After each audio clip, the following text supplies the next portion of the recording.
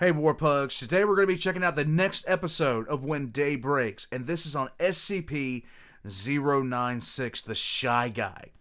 Now, the Shy Guy is another one of those SCPs that I know a lot about just by nature of seeing so much about him. He was one of the first SCPs I actually learned about. He's been featured in a lot of animation. He's been featured in so much other stuff. Sheer fact of the matter is, the Shy Guy is just one of those SCPs that I absolutely rock with, okay? 110%, he is one of those SCPs. Now, all that being said, When Day Breaks has been a constant source of delight for me. It's great to see how much Mr. Illustrated has changed in his storytelling. And you can see it throughout the course of this. If you've never been introduced to Mr. Illustrated before, you really owe it to yourself to check out the start of this series to now. The evolution is just right there in front of you. Today, though, we're going to be checking out When Day Breaks. Let's go. Let's have some fun. Like and subscribe if you haven't already. Here we go. A quick word from today's sponsor, and we'll get started. All right. Christmas is around the corner, so why not treat your SCP mates or even yourself to a pack of the SCP playing cards available in 2 awesome varieties. Now, I really wish these were still available. I don't know if they still are. If they are, somebody please let me know. I already have these 2 right here. The redacted and expunged sets of playing cards. I would really like... This is my personal favorite right here. I just love the coloring. I absolutely love the coloring. I'm going to be putting those links in the description down below. If they're still active, get yourself some messy. And look at these. They're beautiful. All the royals have their own illustrations, as do all the jokers, and each of the suits have their own distinctive background style. The cards are all beautifully printed on high quality card, they have their own custom reverse image and come with their own gilded packaging. Ditch the same old cards and whip out either of these awesome packs at your next games night. Follow the link below and get your own deck of SCP playing cards now. Good day everyone and welcome back. The Shy Guy in the When Day Breaks universe has been a heavily requested video for me to cover, up there with the Reptile 682. But I have plans for him. Anyway. I like the way he said that. Let's go. Today I'm covering a gut-wrenching tale called Unexpected Light. Enough chit-chat, and let's get started. He was alone. Alone in the site that once contained him. He could remember that this place used to be full of scientists and agents. But now there is only the shadow of what the site was. The shadows are fleshy things that would just ignore him. And he would ignore them too, because they were never looking at him or his face. He did not go outside. The outside scared him more than anything. He was scared of the outside, not because he would become one of these shadows, but because he had the horrible feeling that someone would look at him, at his body, at his face. He also knew it would not be a person that was looking at him, it would be the sun, and he would not be able to do a single thing about it. The idea of going outside at night was an option, but he was still too scared. This is why this SCP is one of my personal favorites, because as strong as it is, as terrifying as it is, as powerful as it is, as durable, it's more scared of everything around it than anyone could ever really be of it. And that's really sad. One of the best videos I watched, and I believe Mr. Illustrated did it, was 49, SCP-49, and the Shy Guy. And it was absolutely touching, as a matter of fact. I recommend that you guys go see that. Besides, he had no reason to go outside. Inside the site, he was alone. There was no one to look at him. He was free to cry alone in the darkness. It was like a paradise for him. Then one day he was sobbing alone, like every other day, when he heard a voice. The voice of a woman. He could hear the woman asking for help and food. Through the sound of the sobbing, he heard her come closer. He could hear the voice begging for help as she approached little by little. When she arrived in the room with him, she screamed in fear, terrified by the crying pale monster that was sobbing in the corner of the room. Oh no. Surprised by the scream, he turned around.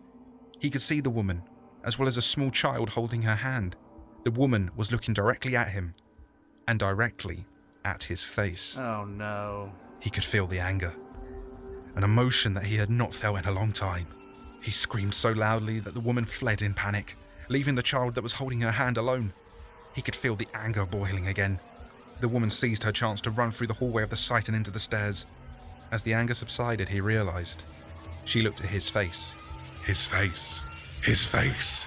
My face. His hunting instinct rang out again. He could tell that she was running on the floor beneath him. He raised his arms above his head and started punching the ground at the dilapidated site. Sinking his claws into the cracked floor, he drove them deeper and deeper until it gave way. He jumped into the newly formed entry and rushed in the direction of his target. He charged through wall after wall, clearing a path to get to his prey faster, concrete shattering and rebar twisting in his frantic rush. The woman continued running. She looked over her shoulder to see the monster catching up to her more and more. While she looked back, she failed to realize that she was outside. Oh She swore, no. knowing her fate. At that moment, her body started melting, beginning with her head. Oh, her nose no. dropped off her face, hitting the ground with a splashing sound. One of her eyes popped out of her skull, leaving the eye hanging on a single stringy vein. Ugh. She tried to move to the refuge of the shadow, but her legs were already decomposed into so much red flesh mud. She screamed in pain, until her mouth melted too. The monster looked furiously at the dying prey, stolen from him. After the painful death of his target, he continued sobbing, like always. He was interrupted by the sound of another human, not from the woman, now a shadow like the rest, but from behind him. He turned back. The little girl that had been holding the woman's hand was standing in front of him. The girl was crying and calling the name of her mother. When she finished rubbing her eyes, she opened them and looked in the direction of the pale monster, directly at his face. Nothing. Nothing? She clearly looked directly at his face, but he did not feel angry. He was confused. He approached the child to make sure of what he had just witnessed. Sure, he and the child clearly made eye contact, but the girl did not see the face. This little girl was blind. Oh my god. The girl was still crying and asking for help. She assumed there was someone else with her since she heard the sound of crying. She approached the sound by lifting her arms to make sure she would not bump into something else. Once she touched the monster, she said with a tiny and innocent voice, "Mummy." These simple words touched the monster. He thought he would only feel sadness and anger for the rest of his life. But these words changed everything. With this realization, the confusion turned to happiness. He looked at the little girl to make sure that she was real, and he slowly surrounded the girl with his long arms to hug her. The girl, who was searching for hope, accepted this hug and hugged him back. The crying of both the monster and the little girl stopped. What? They lived together.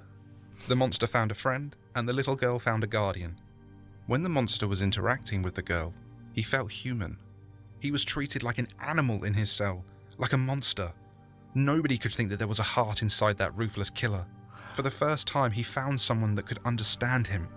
The girl too was happy with the monster. She didn't know what he looked like, but she knew what he really was. He was a surprisingly good parent. He would protect the girl at any cost. The monster would even bring food, most of the time scavenged from other survivors. Oh my god. On one occasion, the girl tripped on a metal beam. The monster was so furious he destroyed the beam as he would kill any other prey. He took the beam between his long fingers and slammed it into the wall in front of him, screaming furiously until the wall collapsed. Afterward, there was nothing left of the beam, and the girl seemed happy about it.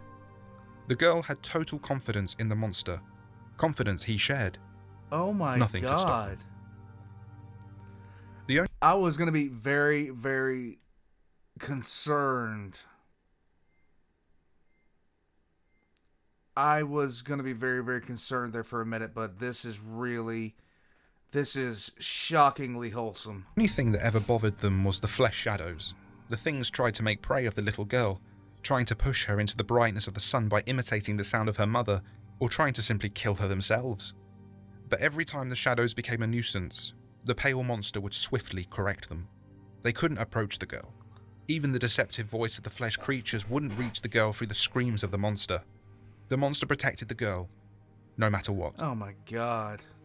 There was only that one day, that one single moment that destroyed everything.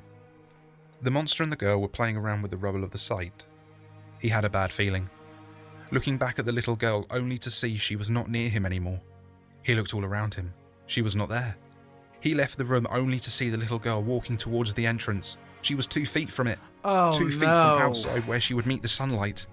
The little girl was following the voice of the Shadow Man, but this one wasn't imitating the sound of her mother. Its voice was that of the crying monster. He was far from the entrance. He ran so fast, faster than he would track prey. The girl didn't stop. She was still following his false twin's voice. He was so close to stopping her, but she was already outside when he arrived. The little girl screamed in pain as one of her arms began to melt. The monster made a choice. Without hesitation, he left the building to confront the sun. He too began to melt, but it wouldn't matter. He got above the little girl and blocked the sunlight that had been melting her. The pain was immeasurable, but it wouldn't matter. So long as he protected the girl, he knew he would not survive. He just hoped that the girl would. The monster dragged her back into the site while blocking any sunlight from reaching her. She was unconscious and her left arm was missing. The melting of his body didn't stop. He knew he would become one of these flesh things soon. He took a final look at the girl and shed a single tear. The tear landed on the arm of the child, and by miracle, the melting stopped. He ran as fast as he could away from the site to make sure he would not harm the child. He only stopped when his legs were entirely melted. He could not see the site anymore, but he could now look upon the sea. He laid on his back and looked one last time at the sun, placed just above the ocean. He looked on as his eyes melted. He gave a long, powerful scream that could be heard from a mile away, a scream so powerful it dragged the dust off the ground, carrying it far into the distance. A scream of sadness, mixed with anger. Then the scream stopped, leaving the silence behind. A dead silence.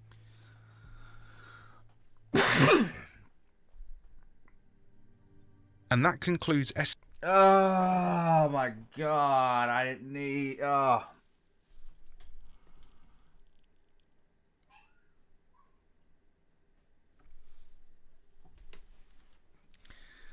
What did I say about him being a marvelous storyteller? I mean, seriously? What did I say? Like, I just got done saying it. Guys.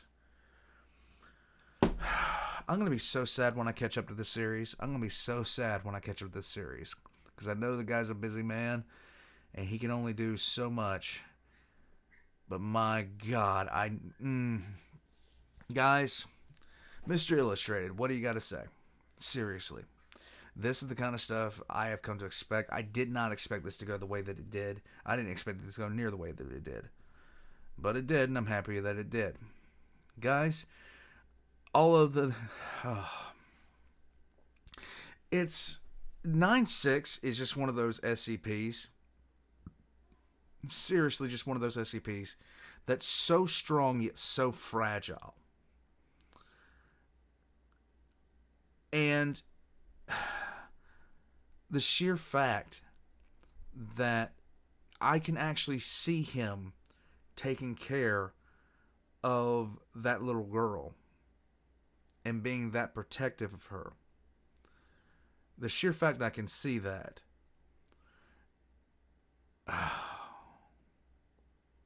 just hurts my feelings, honestly. Because this is an SCP that is one of the most terrifying SCPs, period. Once it knows that you have seen it, it will not stop. It will not stop no matter what. But it is terrified of people seeing it, of people noticing it. It just wants to be, for the most part, not... It doesn't... It's just driven by absolute instinct. There's a lot of reasons I feel about 9-6 the way I do. Like and subscribe if you guys haven't already. Go check out Mr. Illustrated if you haven't already. If this is the first time you're seeing this, go check that out because I swear you will enjoy the experience. Mr. Illustrated has merch. It'll be down in the description down below near my own. That's done by Valk, by the way. And join the Discord, guys, because you can see every time I post a video, or just hit the notification bell. I don't know. This has kind of messed me up, honestly. To be completely fair about everything, this has kind of messed me up. And that's one of the best things about storytelling like this, because you get to take something like the Shy Guy and put him in a situation that he would never ordinarily face under any kind of circumstances. And I love the fact that the blind girl did not trigger the response that everyone else usually gets. Absolutely great, just perfect piece of storytelling for me. So, check the links in the description, guys. War Pugs, I will see you next time. Whatever you do, do something for you.